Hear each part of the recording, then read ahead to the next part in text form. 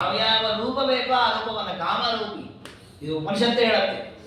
ಕಾಮರೂಪ್ಯನು ಸಂಚರನ್, ತೈತ್ರಿಯ ಉಪನಿಷತ್ತಲ್ಲಿ ಬರುತ್ತೆ. ಮುಕ್ತನಾದವನು ಕಾಮರೂಪಿ, ತನ್ನ ಇಚ್ಛೆಯಿಂದ ಯಾವ ರೂಪ ಬೇಕೋ ಆ ರೂಪವನ್ನು ಧಾರಣೆ ಮಾಡಬಲ್ಲ ಅಂಥ ಒಂದು ವ್ಯಕ್ತಿತ್ವ ಬರ್ತದೆ ಅಂತ ಅದು ಕೂಡ ವಿಷ್ಣುರಾಜದಲ್ಲಿ ಕಾಣುತ್ತೆ.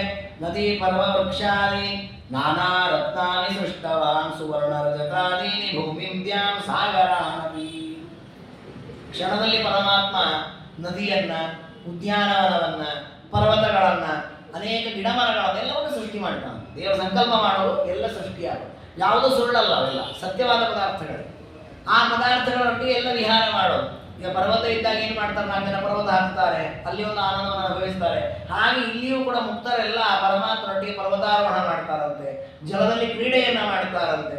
ಅಲ್ಲಿ ನೀರಿನಲ್ಲಿ ವಿಹಾರ ಮಾಡಲಿಕ್ಕೆ ಆನಂದವಾಗಬೇಕಲ್ಲ, ಅದಕ್ಕೆ ಮಕರ ಮೀನಾದಿ ನಾನಾ ಜಲಚರಾಣಿತೋ ಸ್ವಯಮೇವ ಭವತ್ ಸರ್ವರೂಪ ಪುರುಷ ವಿಗ್ರಹ.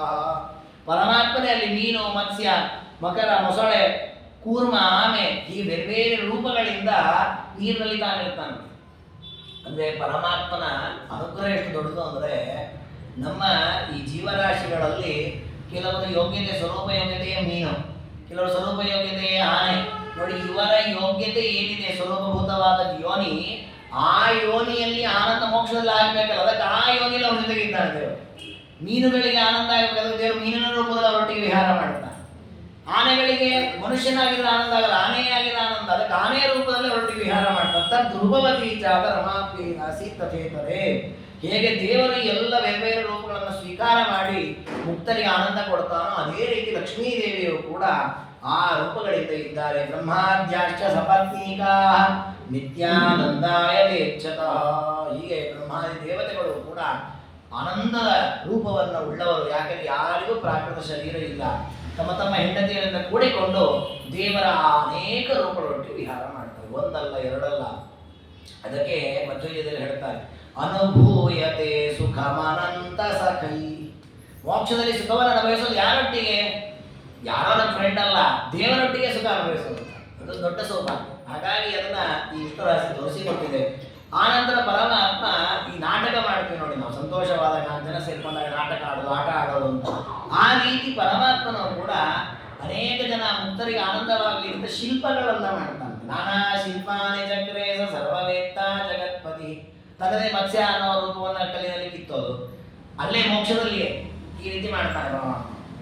ಮುಕ್ತರಿಗೆ ಮೋಕ್ಷದಲ್ಲಿ ಪರಮಾತ್ಮನಿಂದ ಉಪದೇಶ ಜ್ಞಾನ ಅಭಿವೃದ್ಧಿ ಏನಾಗುತ್ತಾ? ಆಗಲ್ಲ, ಬುದ್ಧಿರಾಸ ವಿವರ್ಜಿತ, ಬರೀ ಆಟದಂತೆ ಅಷ್ಟೇ. ಅಲ್ಲಿ ಯಾವ ಜ್ಞಾನಗಳ ಅಭಿವೃದ್ಧಿ ಆಗಲಿ, ಆನಂದ ಅಷ್ಟೇ.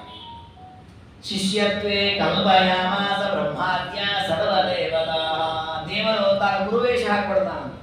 ಬ್ರಹ್ಮಾದಿ ದೇವತೆಗಳಿಗೆಲ್ಲ ಶಿಷ್ಯರ ವೇಷ, ಅವನ್ನೆಲ್ಲ ಕೂಡಿಸ್ತಾನಂತೆ. ತಾನು ಮೇಲೆ ಕೂತ್ಕೊಳ್ತಾನೆ, ತಾನು ಪಾಠ ಮಾಡ್ತಾನೆ, ಅವರೆಲ್ಲ ಕೂತ್ ಕೇಳಿಸ್ಕೊಳ್ತಾರೆ. ಗ್ರಾಮ್ಯಾರಣ್ಯ ಪಶುವನಾಂಚ ಬಭ್ರೇ ದೇವಾಣಿ ರೂಪಾಣಿ ದೇವರ. ನೋಡಿ, ಎಲ್ಲವೂ ಕೂಡ ಲೀಲೆ, ಆಟ.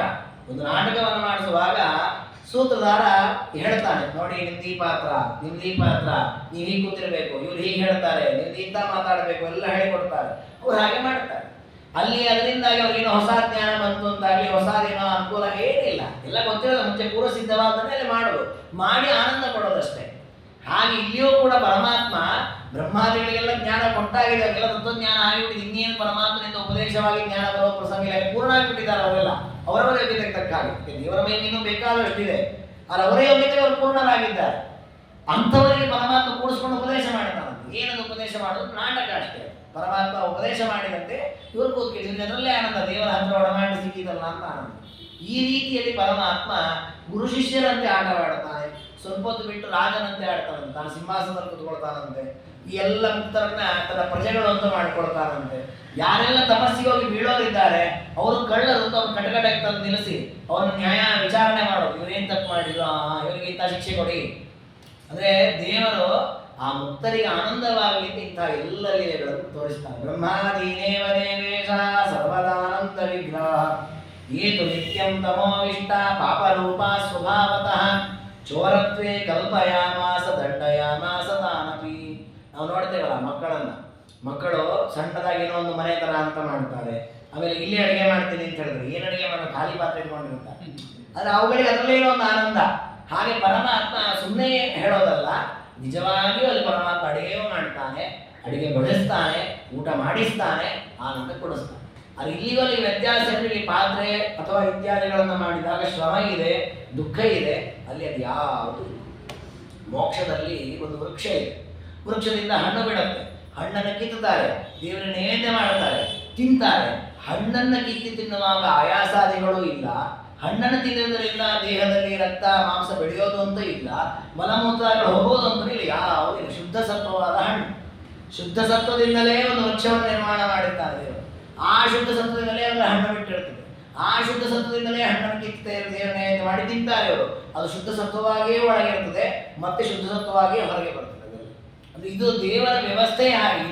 ಇಲ್ಲಿಯ ಅನುಕೂಲಕ್ಕೆ ಪಾಂಚಭೌತಿಕವಾದ ವ್ಯವಸ್ಥೆ ಹೇಗಿದೆ, ಹಾಗೆ ಮೋಕ್ಷದಲ್ಲಿ ಪರಮಾತ್ಮ ಎಲ್ಲ ಪದಾರ್ಥಗಳನ್ನು ಶುದ್ಧ ಸತ್ವವನ್ನಾಗಿ ಇಟ್ಟಿದ್ದಾನೆ. ಅಲ್ಲಿ ಯಾವುದಕ್ಕೂ ಪ್ರಾಕೃತ ಸಂಪರ್ಕವೇ ಇಲ್ಲ. ಅಂದ್ರೆ ನಿಮಗೆ ಮಿಶ್ರಣ ಅನ್ನೋದೇ ಇಲ್ಲ. ಶುದ್ಧವಾಗಿರೋದ್ರಿಂದ ಅದು ವಿಕಾರ ಆಗೋದೇ ಇಲ್ಲ.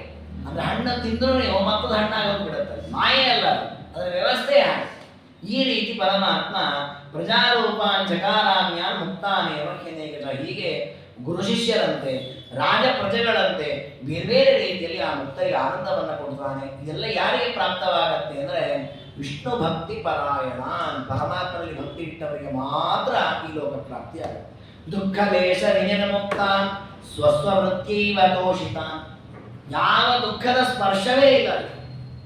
ಮತ್ತೆ ಸ್ವಸ್ವವೃತ್ತಿ ಅವರವರಿಗೆ ವಿಹಿತವಾದ ಕರ್ಮಗಳನ್ನೇ ಮಾಡ್ತಾರೆ. ಅಂದ್ರೆ ಒಬ್ಬ ಸ್ವರೂಪತಃ ಬ್ರಾಹ್ಮಣ, ಅವನು ಮುಕ್ತನಾದಾಗ ಪರಮಾತ್ಮನ ಪೂಜೆ ಮಾಡೋದು, ಪರಮಾತ್ಮನ ಆರಾಧನೆ ಜಪ ಮಾಡೋದು, ಪರಮಾತ್ಮ ಬಗ್ಗೆ ಉಪದೇಶ ಮಾಡಿದ್ರೆ ಮಾಡ್ತಾ ಇರ್ತಾನೆ, ಅದರಲ್ಲಿ ಆನಂದ ಪಡ್ತಾನೆ. ಒಬ್ಬ ಕ್ಷತ್ರಿಯ ಮುಕ್ತನಾದಾಗ ಕ್ಷತ್ರಿಯರಂತೆ ಯುದ್ಧಾದಿಗಳನ್ನು ಮಾಡಿ ತಯಾರಾದಂತೆ, ಬಾಣ ಬಿಲ್ಲು ಹಿಡ್ಕೊಂಡಂತೆ ಮಾಡ್ತಾನೆ, ಅದರಲ್ಲಿ ಆನಂದವನ್ನು ಪಡ್ತಾನೆ. ಹೀಗೆ ತಮ್ಮ ತಮ್ಮ ಕಾರ್ಯಗಳಿಂದಲೇ ಪರಮಾತ್ಮನ ಸೇವೆ ಮಾಡ್ತಾ ಆನಂದವನ್ನು ಪಡ್ತಾರೆ. ಮುಕ್ತರಾದವರು ಅಲ್ಲಿ ಜಾತಿ ಇರ್ತದ, ಆ ಸ್ವರೂಪದ ಜಾತಿ ಈ ಸಣ್ಣ ಪುಟ್ಟ ಜಾತಿಗಳಿರೋದಿಲ್ಲ. ಕೆಲವು ಜಾತಿಗಳು ಬ್ರಾಹ್ಮಣ ಕ್ಷತ್ರಿಯ ವಿಷಯದಲ್ಲಿ ಇದೆ, ಅಲ್ಲೂ ಇದೆ. ಅದರ ಸ್ವರೂಪತಃ ಜಾತಿ, ಸ್ವರೂಪತಃ ಬ್ರಾಹ್ಮಣ, ಸ್ವರೂಪತಃ ಕ್ಷತ್ರಿಯ ಅಂತ ಕೆಲವು ಜಾತಿಗಳಿವೆ. ಆ ಜಾತಿಗಳು ಯಾವತ್ತೂ ಇದ್ದಿದೆ, ಅದು ನಾಶ ಆಗೋದಿಲ್ಲ. ಅದು ಮುಕ್ತಿಯಲ್ಲೂ ಹಾಗೆ ಅಭಿವ್ಯಕ್ತವಾಗುತ್ತೆ. ಅದಕ್ಕೆ ಮುಂದೆ ಹೇಳ್ತಾರೆ, ಕೇಚಿದ್ ಯತ್ನೀರಿಜೇ ವಿಷ್ಣುಮೇವ ನಾಗಾರೂಪಂ ಕೇಚಿದ್ ಅಧ್ಯಾಪಯೋಶ್ಚ ಸ್ವಸ್ಮಾನ್ ನ್ಯೂನಾನ್ ಕೇಚಿದಾಹು ಪುರಾಣ ನೀತಿಹಾಸಾನ್ ಕೇಚಿದಾಹುರ್ಮಿತಶ್ಚ. ಮೋಕ್ಷದಲ್ಲಿ ಕೆಲವರು ಯಜ್ಞಯಾಗಾದಿಗಳನ್ನು ಮಾಡ್ತಾರಂತೆ, ಕೆಲವರು ಯಜ್ಞಯಾಗಾದಿಗಳನ್ನು ಮಾಡಿಸ್ತಾರಂತೆ.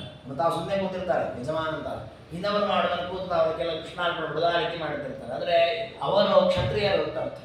ಕ್ಷತ್ರಿಯರು ಸ್ವಯಂ ತಾವೇ ಯಜ್ಞವನ್ನು ಮಾಡೋ ಹಾಗಿಲ್ಲ, ಅವರು ಬ್ರಾಹ್ಮಣ ಮೂಲಕ ಯಜ್ಞಾಗಾದಿಗಳನ್ನು ಮಾಡಿಸಬೇಕು. ತಾವು ಯಜಮಾನರಾಗಬಹುದು, ತಾನೇ ಹೋಮವನ್ನು ಮಾಡೋ ಹಾಗಿಲ್ಲ. ಹಾಗಾಗಿ ಕೇಚಿದ್ ಯಜ್ಞೈ ರೇಜಿರೇ ವಿಷ್ಣುವೇವ. ಮೋಕ್ಷದಲ್ಲೂ ಕೆಲವರು ಯಜ್ಞವನ್ನು ಮಾಡ್ತಾ ಇರ್ತಾರೆ, ಕೆಲವರು ಬೇರೆಯವ್ರ ಮೂಲಕ ಯಜ್ಞ ಮಾಡಿಸ್ತಾ ಇರ್ತಾರೆ, ಕೆಲವರು ಗಾನ ಮಾಡ್ತಿರ್ತಾರೆ, ಕೆಲವರು ನರ್ತನ ಮಾಡ್ತಾರೆ.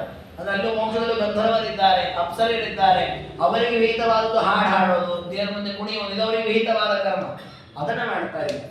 ಇನ್ನು ಕೆಲವರು ಅವರು ಪಾಠ ಮಾಡಿ ಮಾಡಿ ಮಾಡಿ ಮಾಡಿ ಸಾಧನೆ ಮಾಡಿದ್ರಿಂದ ಮೋಕ್ಷದಲ್ಲೂ ಪಾಠ ಮಾಡ್ತಿರ್ತಾರಂತ, ಅನೇಕರು ಕೊಡಿಸ್ಬೇಕು ಪಾಠ ಮಾಡ್ತಾರೆ.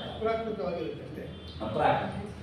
ಅದಕ್ಕೆ ನಾನು ಯಾವಾಗಲೂ ಹೇಳೋದಿದೆ, ಮೋಕ್ಷ ಅಂತ ಒಂದು ರೀತಿ ಹೇಳೋದು ಏನು ಹೇಳ್ಬೋದು ನಾವು ಇಲ್ಲಿ ಸರಳ ಅರ್ಥ ಆಗಲಿಕ್ಕೆ ಅಂದರೆ ನಿವೃತ್ತಿ ಜೀವನ.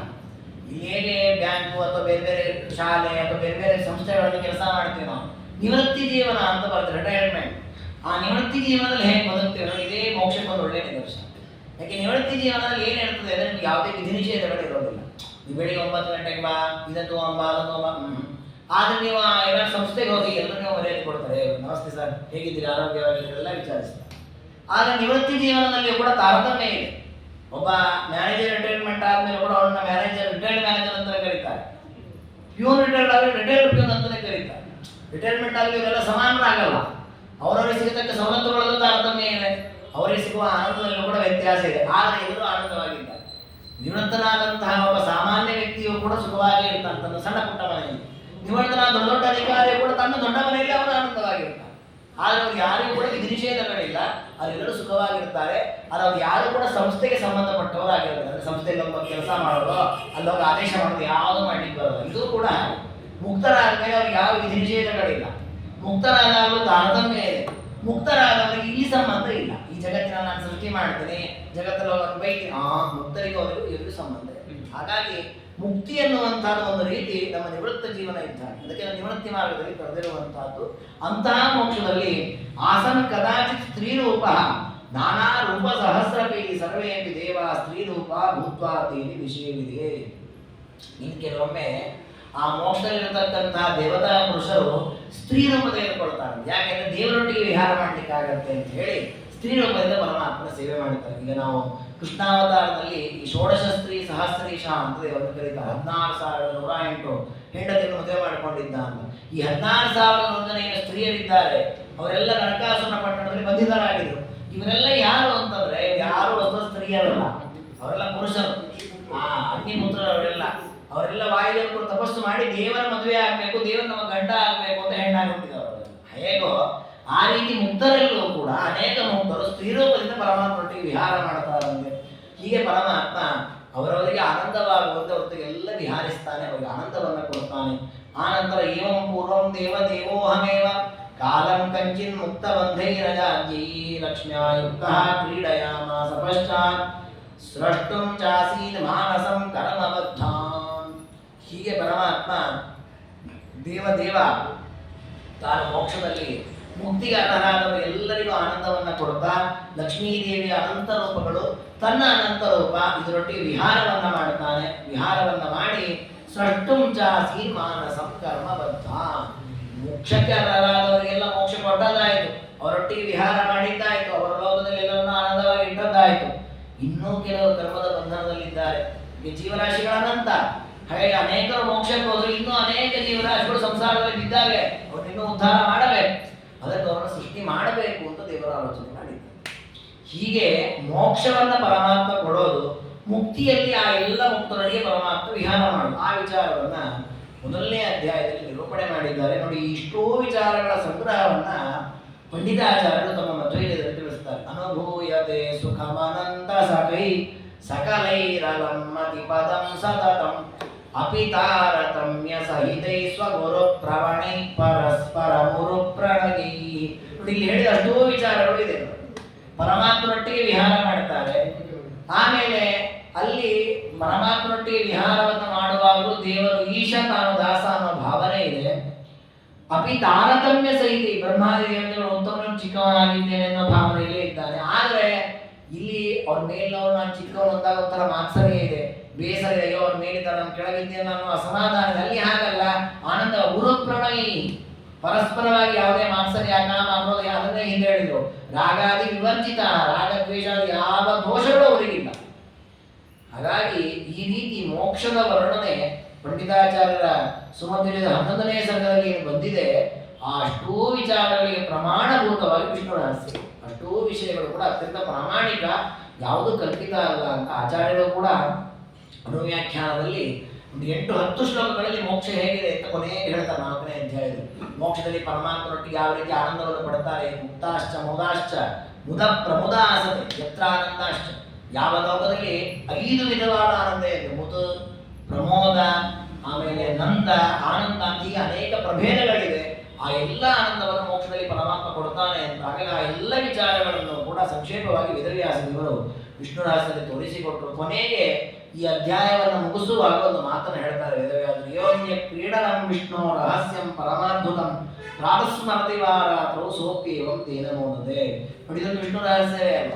ನಮ್ಮ ದೇವರು ಮೋಕ್ಷವನ್ನ ಯಾಕೆ ಕೊಡ್ತಾನೆ, ಅಲ್ಲಿ ಸುಖವನ್ನು ಹೇಗೆ ಅನುಭವಿಸ್ಲಿಕ್ಕೆ ಆಗ್ತದೆ ಮುಕ್ತರಿಗೆ ಅನ್ನೋ ವಿಚಾರ ನಮಗೆಲ್ಲ ಏನು ತಿಳಿಲಿಕ್ಕೆ ಸಾಧ್ಯ. ಯಾಕೆ ನಾವು ಸ್ವರ್ಗಾದಿಗಳನ್ನೇ ನೋಡ್ಲಿಕ್ಕೆ ಸಾಧ್ಯ ಇಲ್ಲ ಕಣ್ಣಿನಿಂದ. ಹಾಗಾದ್ರೆ ಮೋಕ್ಷ ಹೇಗಿದೆ, ಮುಕ್ತರು ಯಾವ ರೀತಿ ವಿಹಾರ ಮಾಡ್ತಾರೆ, ಅವರು ಭೋಗಾದಿಗಳು ಹೇಗೆ, ದೇವರ ರೂಪಗಳು ಹೇಗೆ, ಇದು ಯಾವುದು ನಾವು ಊಹೆ ಮಾಡ್ಲಿಕ್ಕೂ ಬರಲ್ಲ. ಮತ್ತಿದನ್ನ ಪರಮಾತ್ಮ ಬ್ರಹ್ಮದೇವರು ಉಪದೇಶ ಮಾಡಿದ, ಆ ಉಪದೇಶ ಪರಂಪರೆಯಿಂದ ನಾವು ತಿಳಿದ. ಹಾಗೆ ವಿಷ್ಣುವಿನ ರಹಸ್ಯ ಇದು.